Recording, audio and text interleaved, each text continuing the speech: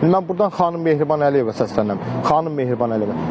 2016-cı ildə çıxışınızda da dediniz ki, qazilər mənim qardaşımdır. Bəs sənin qardaşın mümkün gün bu metronun qabağında dilənir. Bacı kimi sən niyə görməli? Niyə bir baxmalı? Niyə kömək eləməm? Bizi qoyubsan bu nazirin əlində. Mən narkoman döyəm, dəlisək döyəm. Mən haqqım üçün, balamın çörəyi üçün, mənim pensiyamı niyə kəsiblər?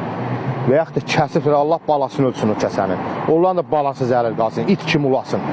İt kimi olar. Onlarda kişilik qeyrət var mı? Qazinin, veteranın puluna kim ki göz tikir, onların qeyrəti yoxdur, namusu yoxdur. Nə qədər olar, nə qədər olar, eləcə çəkiş eləyir. Özümüz deyib, özümüz deyib. Bir də bu tifarca da işdir. O gün mən baxıram, bir məmur tutublar, 77 sənə bunun saxladığı üzvan fahişəsi var. Aya, bizim pullar gör kimlər axır, ha kişi.